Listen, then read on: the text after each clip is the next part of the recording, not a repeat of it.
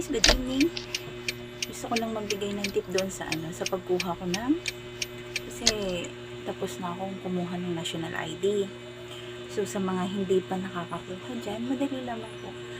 Pinakamagandang tip, kung ang oras nyo ay alauna, agahan nyo katulad ng ginawa namin ng pinsan ko. So alauna ang aming schedule for national ID. Ginawa namin, umalis kami ng 12 ng bahay. So dumating kami doon ng wala pang 1. So mga 12:30 or quarter to 1 andoon na kami. Hindi ka mga half an hour lang, okay na, nasa bahay na kami ng 1:30. Alaoy na medya, nasa bahay na kami. So ang ginawa namin, ang unang-unang gagawin pagdating doon, kasi kami, ang nangyari sa amin is sa barangay kami nagpa-registered. So, dalawa ang types ng pagpaparegister natin para sa barangay ID, sa national ID. Kailangan may online registration or barangay registration. So, mas madali yung barangay registration kung may mga kakilala kayo na, or pumunta kayo ng barangay para magpa-lista sa mga konsihal or sa kapitan. Magpa-lista kayo doon for national ID registration. Wow, nabubulol ako. Tapos pagdating doon, kailangan walang make-up katulad nito, oh. Walang make-up, walang polvo, walang hikaw.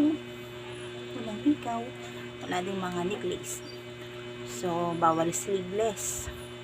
Kailangan sa babae, kailangan kung naka-pants or naka-dress, tapos naka-sandals or sapatos, closed shoes. Pero may mga pumasok sa lalaki na naka-shorts. Sabi bawal, pero may mga pinayagan din pumasok, hindi masyadong nagigpit. So ang process lang, kasi kailangan sa amin ng QR code, ipapakita mo yung QR code mo, is kanila yun, pupunta ka doon sa register, parang magpipill up ka ng form, titignan nila kung talagang naka-schedule ka ng araw na yun, tapos bibigyan ka ng papel, susulat mo doon kasama yung stub mo na naka-registered ka ng araw na yun, lalagay mo doon yung pangalan mo, yung address mo, birthday, contact number, kasi importante yon, kasi i-deliver yung iyong national ID pagkatapos. So after nun, pila mga 15 minutes or 15 minutes, nainip na kami nun, pila doon. Tapos yun, papasok kayo sa loob. Nakakatuwa kasi may scan sa mata, para ka magte-telescope, may eye scanner na ididilat yung mata doon. Dilat ko pa daw yung mata ko. Siguro maliit yung mata ko. Chos. Tapos yung mga kamay mo,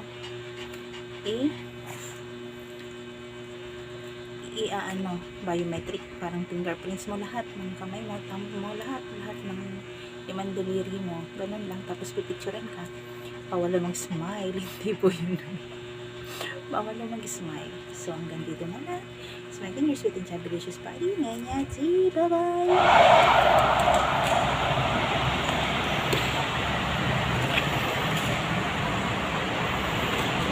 Hello? Magandang hapon. It's me again, your sweet and chabulicious body. Nganyati. At nandito po tayo ngayon para po ako ay kumuha ng national ID.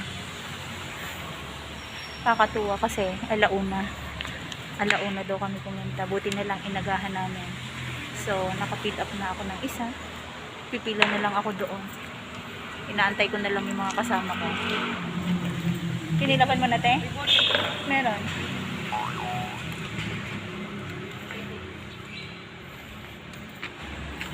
Lapag ko muna.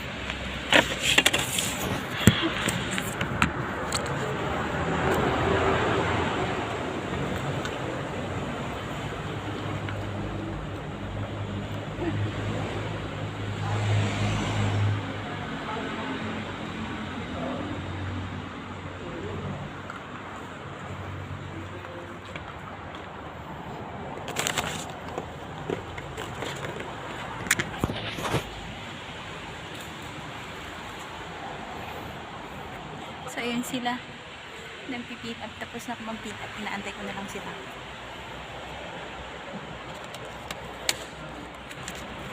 Pipila ulit kami doon sa mga may kami doon para pumila.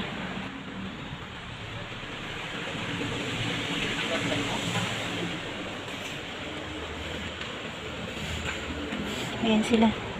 Nagpipila. Los Baños. Dito sa Barangay Tadlak. Opo, opo. Los Baños. Opo. Nanginginig ng kamay. Tapos, contact number. Ito yung patangki. Bawal? May harang eh. Makamasita tayo. Bawal eh. May harang doon. So, pupunta na kami sa kabila. Hindi mo nilagay sa bag mo? Ano ba? Nandito kami sa Central 1 Los Baños. So, dito kami pipila.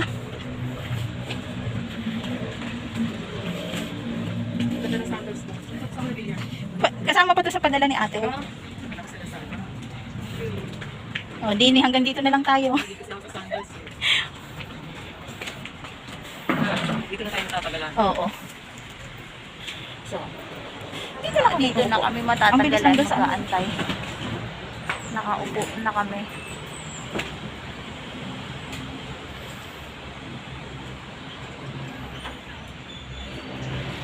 Ang init. Alam ko sinong nurse eh. Asabay ko na kanina yun eh. Ayan. Andito, ang bilis nila. Ang bilis din namin eh. Hindi ka pa umabot eh. Nakat off pa sa'yo. Ang dami pinapasok. Tapos ikaw biglang parang, oh, ba't ako lalabas? Parang ano yan, naranasan ko dati yan. Yung inabutan ng pinauwi ka na kasi hindi na pwede. Ano naman kaya susunod at procedure? Tapos na yan dyan. Ano na lang po, pipicturan yan. Tapos, i-iyan na to. Yung mga kamay na, yung mga daliri siguro. Hindi, ano lang, print. Yung ano, thumb mark. Biometric lang ata. Biometric. Hanggang na sila, oh. Iba na sakit ang kamay ko eh, namamas ko na. Pag ganyan, nakakakita ng ballpen. Namamas mo. Hindi, may isa dyang ano talaga, nanginginig. Sila mama, Kaya lagi na akong kasama pag yun ay na ano. Oo, pag may kinukuha mga importanteng bagay. Kasi nanginginig na ang kamay pag nagsusulat. Yun nga, kasi matagal ng ano yan. Pero sobra yung hinig na sa inyo. Lagpas na. Hindi ito, pag nagpipintura naman ako, hindi eh. Pag Yung yung nakakati. Si Si Papa Papa, at si Mama, hindi naman ano. Kaya hindi na nga ako maka-ano ng ano yung ganyan. Kailangan ako may kasama na. Ako lang ang pipirma, gano'n. Pwede naman yun. Kaso nga lang minsan, binabawal nila Ayun, ngayon. Dahil sa Pandemic. Eh kasi si Junel, mas umaalis siya kaysa sa akin. Si Jojo, ano ngayon? Tawag dito si Jojo, sa Sabado pa sila. Sino? Kapatid ko. Ah, Sa Sabado siya. Kasi kung ano yung nasa stab mo, yun yung araw na kuha. sila kung siya dito. Ingay ng pusa, hindi makita. Nainip na ako. Mag-video na lang ako.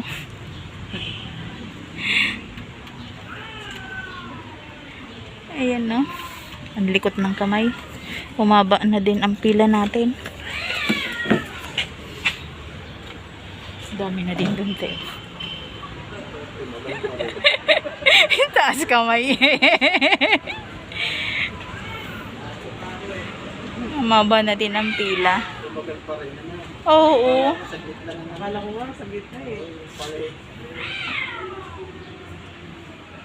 Wala pa nga nalabas din eh. Meron naman, ate. Kanina po, hindi ka ulit kasundan. Ang bilis pa yung mayusa kahapon yan. Ako talaga, hindi ko akala.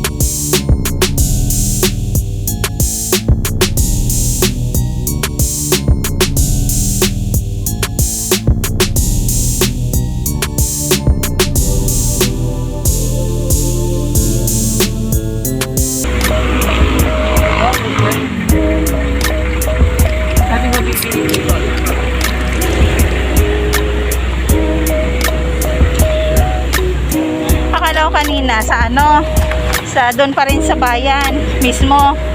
Eh dito lang pala sa sentral. Sabi ko, yayayain sana kita doon tayo sa ano, sa may dagat, kaso ang layo. Layo na naman. Dito na tayo.